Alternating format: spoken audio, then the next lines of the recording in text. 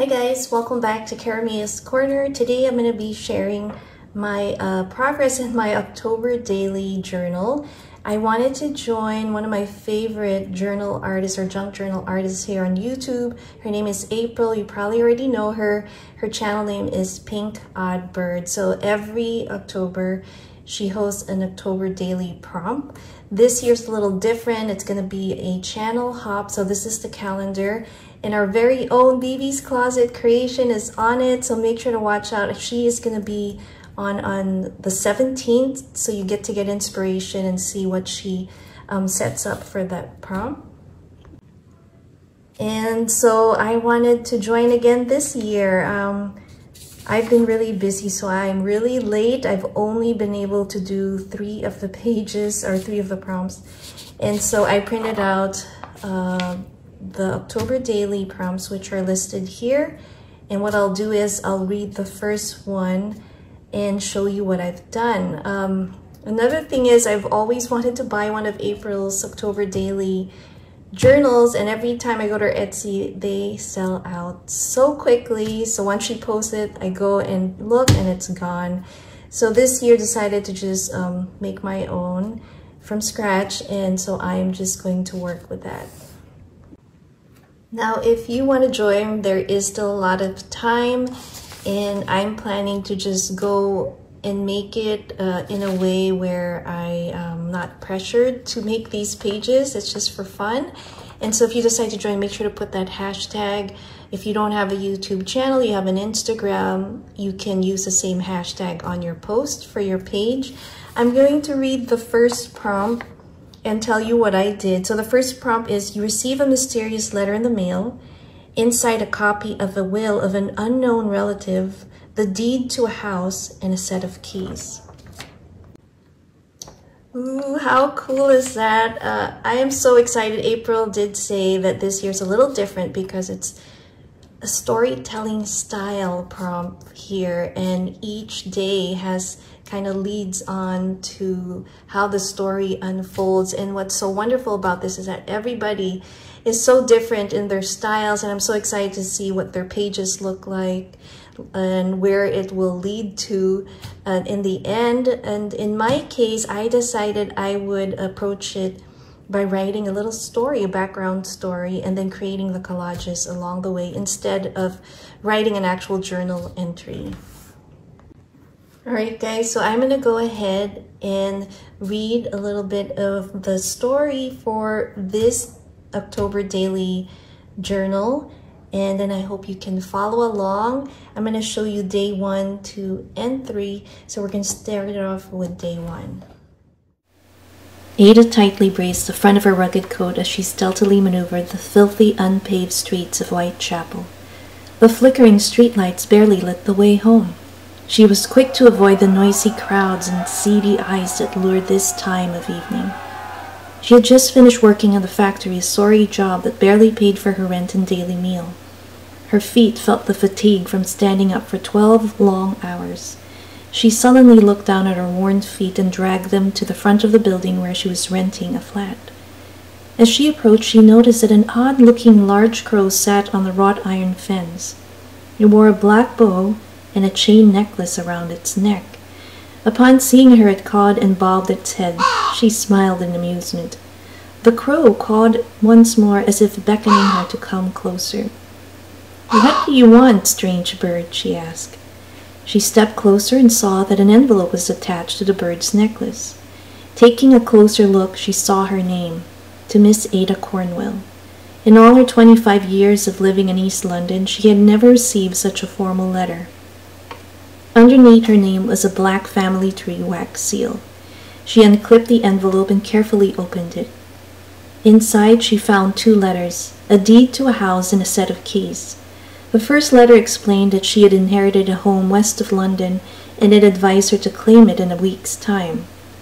The second letter was the most oddly endearing letter Ada had ever received. "Dearest sweet Ada, how shall I begin? I would have gone when you received this letter. But do not despair, dear child. This letter brings good tidings, and I hope it will bring you joy. I have named you the beneficiary to my estate. I know you will enjoy living here as I have all my 45 glorious years on earth. Do take care of Arnold. He is quite a chatty companion, but do lend him an ear now and then. Love, Uncle Jules. So here is my little journal. It's a 4x6 cardboard stock journal. We have these little ties here. So for prompt 1, day 1, as I read earlier, this is the collage that I've created. We have the envelope with this, my friend Terry made this, and I decided to add that black seal that we heard in the story. We have the prompt here taped here, and our crow that Ada saw, and then a symbol of the key. She receives the letter on October 13th at 11 in the evening. And the mysterious letter comes from her uncle, Jules. So we have the name Jules here. And as you can see, we have this sticker here that signifies the death. But inside is where we find the narrative or letter. And so you see the name Ada in there. So I thought it would be fun to approach this type of journaling so that maybe my kids can read it and have fun finding out what's going to happen in the end and why she received this inheritance. By the way, just wanted to mention this cute little pin that was made for me by my dear subby and crafty friend Misty from Mystical Misty. It says Howl, and I love this spider web, so I decided to add it to one of my tag pulls here. So now let's look at day 2 prompt and see what it says. So for October 2nd, the prompt says, following the directions in the letter, you head to the location of the house. What does it look like?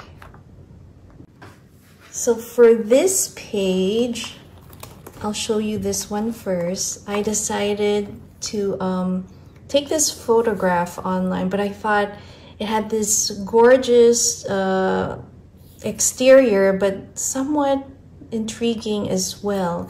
Remember, she receives the letter in October, and it's pretty cold. It's not as sunny. The clouds are pretty dark and shady there, but the fact that the flowers are in bloom seems odd. So that I think is a little mysterious. So I wanted to add that there, and then we have our little prompt here. I have this tag where I'll be writing and continuing the story for this journal. And then day 3, our prompt is, you decide to look around the expansive grounds. What does the yard look like? What stands out? So that is our prompt for day 3. So this is what I decided to create. I found this beautiful photograph somewhere in England, but I thought the exterior here with the man-made little lake around the property was very beautiful and intriguing at the same time. So as Ada walks around the grounds and explores and looks, she comes upon a wall and feels something staring at her, and she feels the hair on her neck kind of rise. So when she looks back, she sees this face, and it's engraved on the wall, looking straight at her, and somehow it seems familiar to her, so it seems odd. So that's where the story ends, and hopefully we can continue that. And basically I am writing that part of the story on this tag. So we have a little pull here, and I can write it on the back there. I hope you guys enjoy this little storytelling time and little flip through of my October daily journal. And I hope you guys check out that hashtag and see what everybody's been making as well for their journals and their layouts. Maybe find some fun inspiration. Thanks again for watching. Caramia's Corner. See you next time. Bye.